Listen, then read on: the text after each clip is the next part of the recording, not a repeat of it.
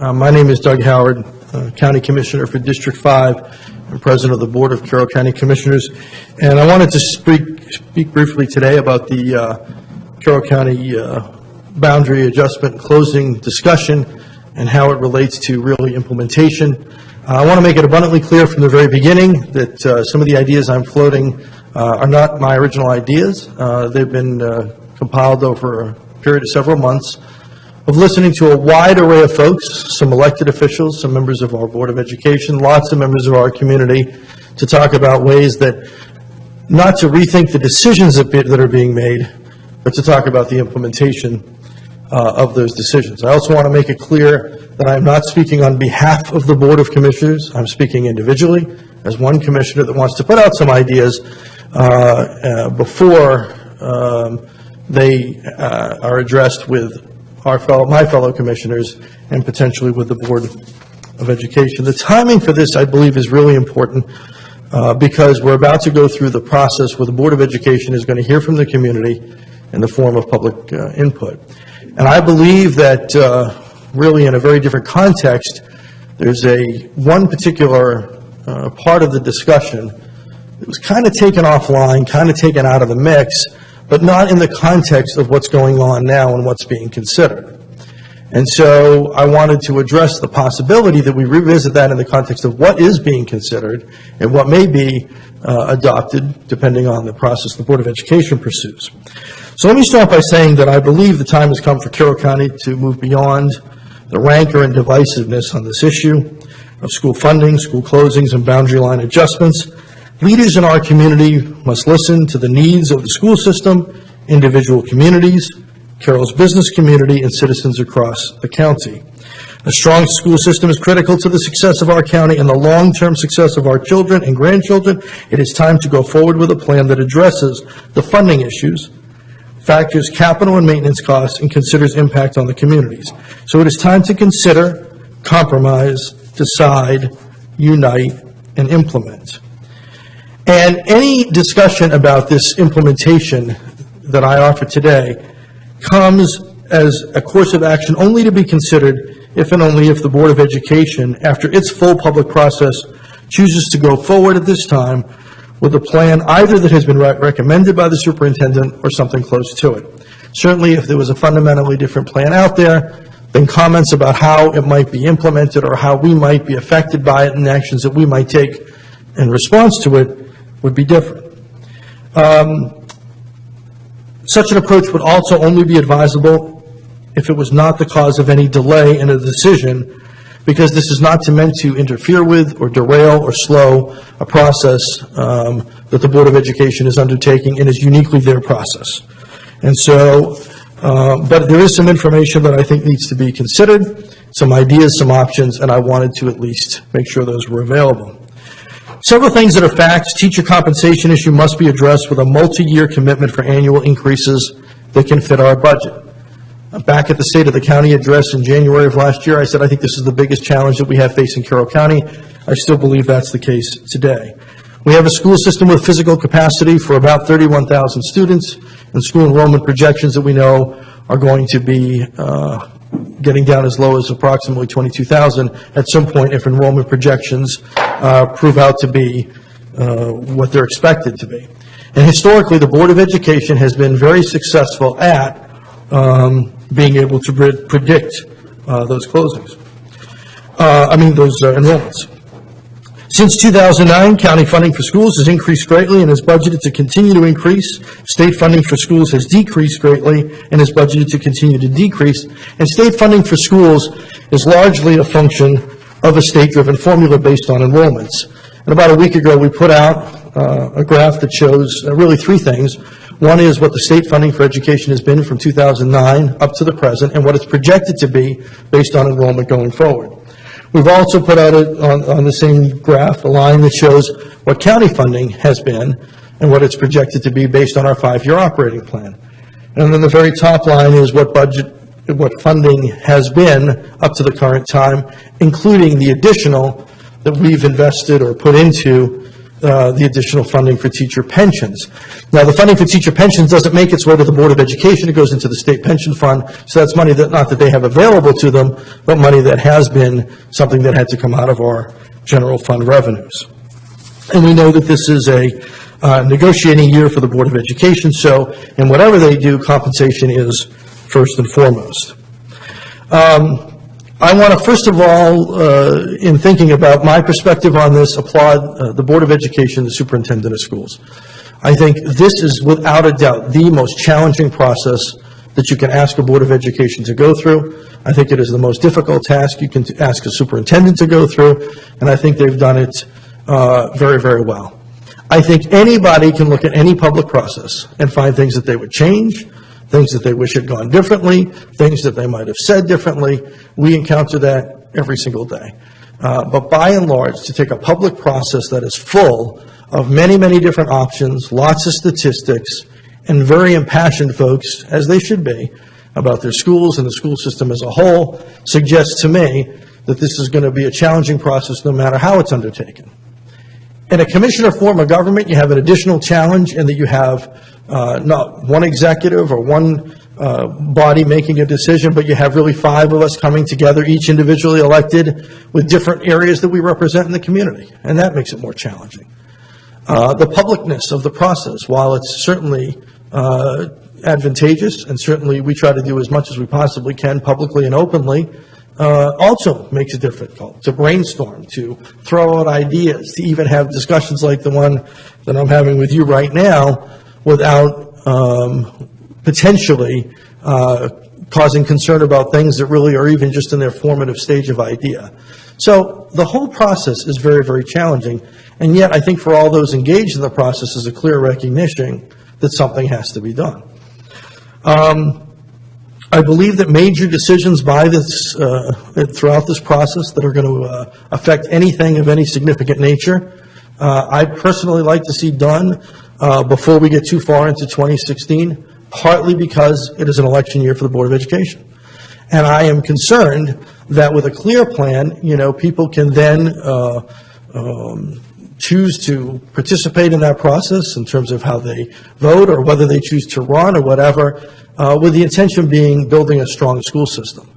My fear is that if there's unresolved issues related to this plan, then that might drive candidates, and that might drive voter behavior, and really around only one particular issue. So it would be my hope that we can come up with a plan that sort of is largely in place so that the politics stays out of it as much as possible. I believe across our community we have seen some people act in an exemplary manner, others that I would have liked to have seen act a little differently. But I would just say if you're a leader in the community at any level of government and in any elected office, it's not enough to just criticize what's going on around you. I believe it's incumbent upon you to provide some ideas and some solutions. Enrollment numbers do not justify having 8 high schools, and they never did. So I think we really need to recognize that, but for something tremendous happening, this is a situation that, and lots of folks have their hands in it, people in this building, people in other buildings, but the bottom line is, this is not surprising we should be at this juncture, and yet I think it's clear statistically that 8 high schools is just more than what the number of students can justify.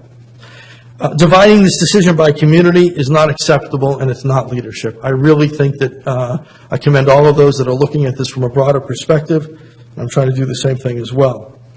I think the ultimate decision should reflect a comprehensive public process and a recognition of those concerns raised. I think the Board of Education is about to go through their public process, and I know they're going to hear from lots of folks, and I applaud them for the effort they're going to make to hear from the folks that come out. And to digest all that we've heard about in terms of emails and things like that, because it is important. The community needs to weigh in. People need to not, however, confuse the outcome they desire with not having been heard. And I think that's an important factor that's going to have to be taken into consideration as we go forward, is that it's quite possible you may have been heard and your ideas may have been considered, and yet that's not where the Board of Education or potentially the Board of Commissioners end up in our own decisions. And implementation of this plan impacts many aspects of community life, And we, as the Board of Commissioners, must consider the greater community, business impact, the effect on taxes, and other issues that have been raised. See, we don't open and close schools for economic impact directly. We open and close schools because we have a need to provide education in a particular community or in a particular way. So the decision of whether or not we need a particular school in a location, if it's the right facility, or how to consolidate facilities, even though they have community-wide impacts, and those need to be considered, and I believe they have. Dealing with the implementation of those decisions that have negative impacts or any other impacts on the community really also does fall to us, and that's why I feel comfortable weighing in at this point. I do want to make it clear, I'm not advocating for any particular course of action. I believe that is strictly the purview of the Board of Commissioners, the Board of Education, and they're going through their process. So it's when their decision is done that I think some of these things are going to be relevant. Right now, we have a recommendation from the superintendent of schools. It's gone out for public comment. That will happen over the next several days, and we'll come back to the Board of Education. So any suggestions about implementation that I make are strictly based on that which has been proposed. And if something significantly different was proposed, then obviously that would be subject to change.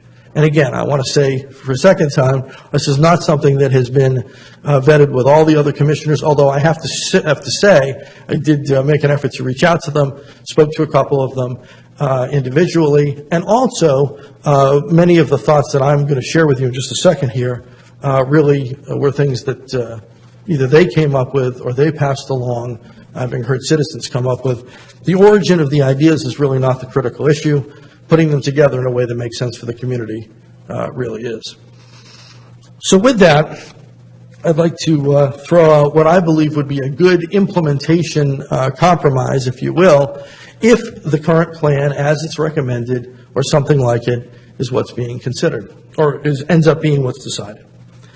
First and foremost, I believe that we as county commissioners should put back into our discussions, and I would advocate for replacing the Career in Tech project, the $60 million Career in Tech project that is in our current capital plan, with the K-8 project that we voted against last year.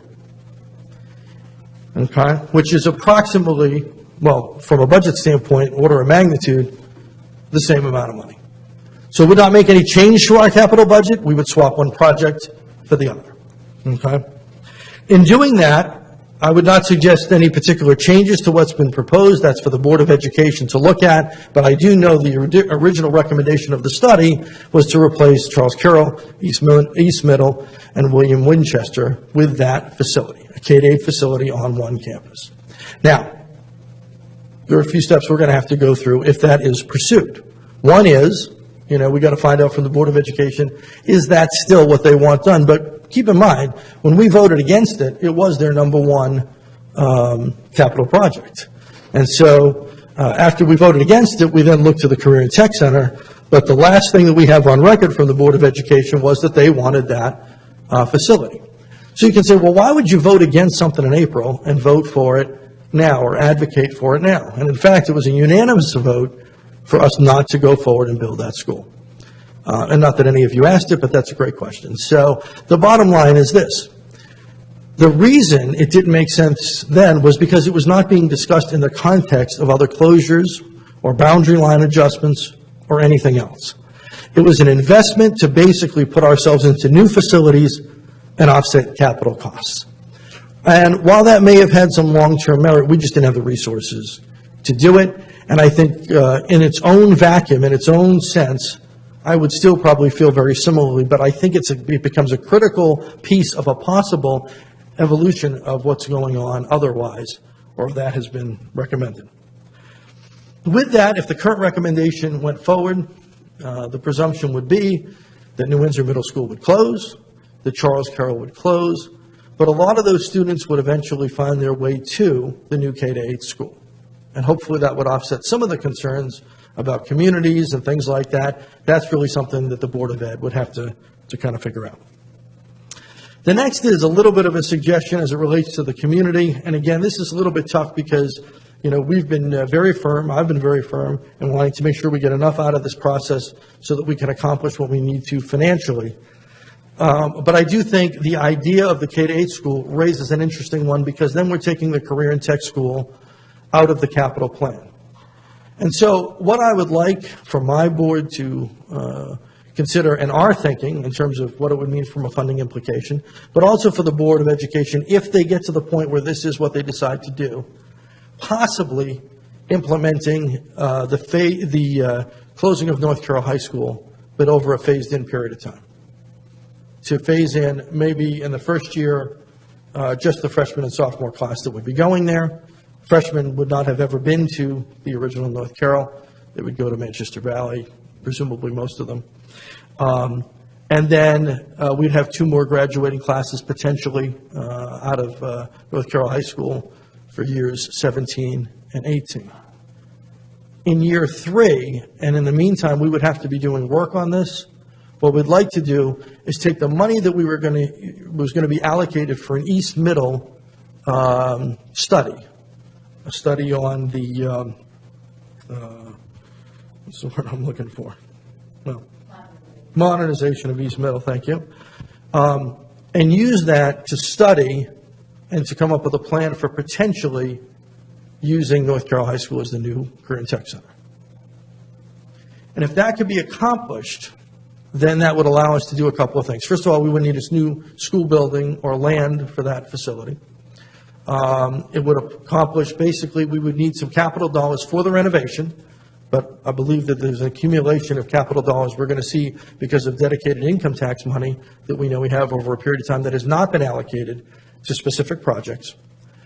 Hampstead and the areas around that would go through a periodic time where they'd have some less children and then some less than that, and then potentially be the home for that facility, unless the study proved that it was not a good idea. If it proved that, then I think we have to look to economic development and some other areas where we come up with a plan. But in that time, we'd also have a time frame that we could do it. Then we would construct the school, presumably. I think it's been suggested that we might do something modest in the way of a community center on the property at Charles Carroll Elementary, not necessarily within the structure that's there, because rehabbing that structure is a very, very expensive proposition, but that doesn't mean we couldn't do something on that facility that would behoove that community. It's already been suggested by the superintendent that, if at some point there'll be a committee to look at the rebranding or the naming of Manchester Valley, if North Carroll does close as a traditional high school. And I think that is a critical part. The North Carroll heritage and all of that going along with those students is an important part of it.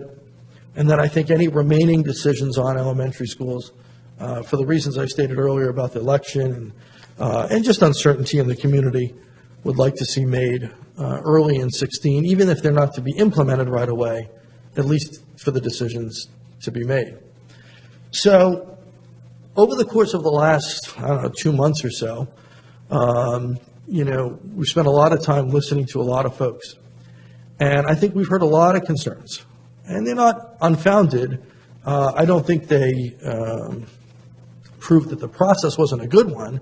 I think that really what they say is it's a very complicated situation.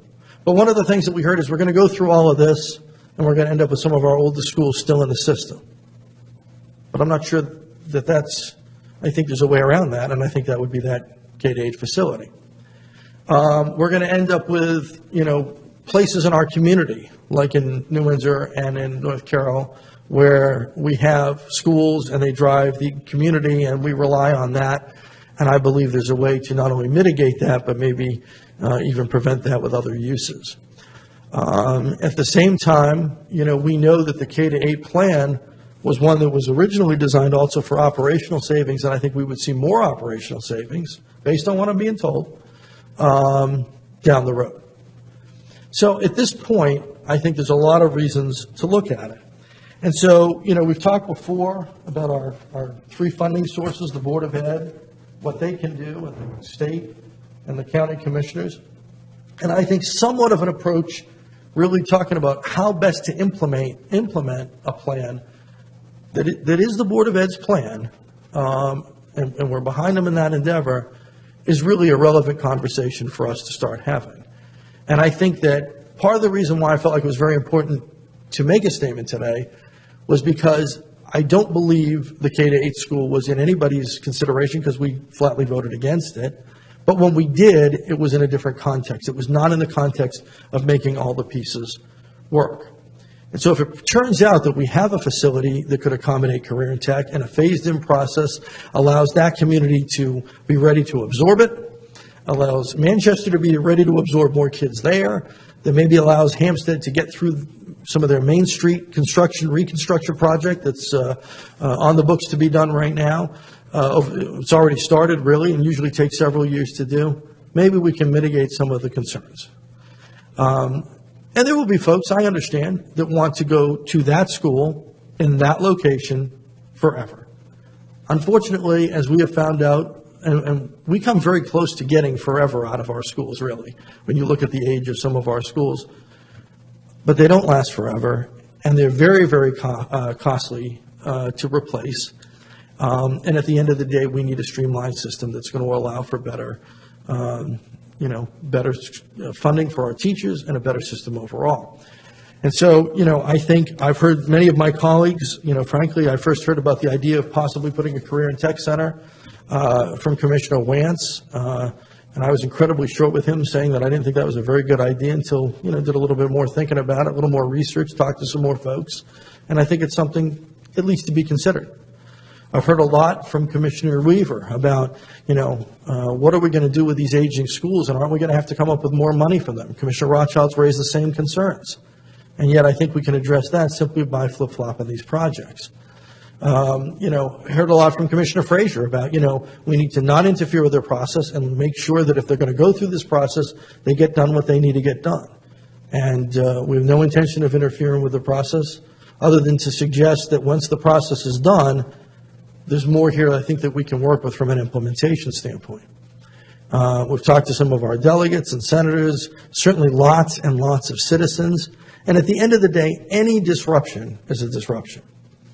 But I will tell you that as a leader in the community, and I hope that I fit that description, you can lead people down a path of convincing them that you can solve your biggest problems without any difficulty, without any cost, and without any pain. And that's a fallacy. The fact is that historically, Carroll County in particular has been very good at addressing its biggest challenges by coming together, by laying out its challenges honestly and openly, for folks working sometimes not in their own best individual interest, but understanding that sacrifice is any part of getting through to a conclusion that really is in the best interest of the community as a whole.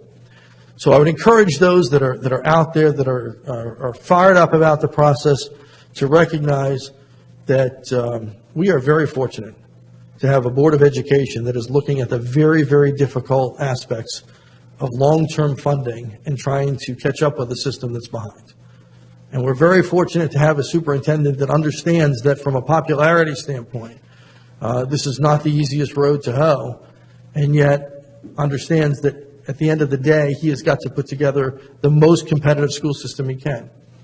I think we have a Board of Commissioners that is willing to work together, throw out ideas, and frankly, like I said, most of what I'm assembling here today is some thoughts really came from each of them in different contexts. But I truly believe at the end of the day, even though they're elected to represent their areas, when they go to the table to make a decision, it's for what's best for the community as a whole. And that makes them very fun to work with, and we're very fortunate to have them as well. The school system is a critical part of our community. It's why some of us came here. It's why many folks stay here. Carroll County cannot be successful without an extremely strong, successful school system. We've taken on a huge challenge here, and I think if we're willing to come back to the table with some ideas that maybe weren't being discussed, open up the door on some options, and look at being a little bit flexible in the implementation, we can make it easier for the community to absorb and more likely that the decision process gets completed. So with that, I wish them a lot of luck in their process, and I will be bringing these items up to my board for future discussion. And my hope would be possibly a joint meeting with the Board of Education sooner rather than later to see if there's any need for us to take action or any clarification on what we might or might not do that would help them implement whatever it is that they choose to decide. Thank you very much.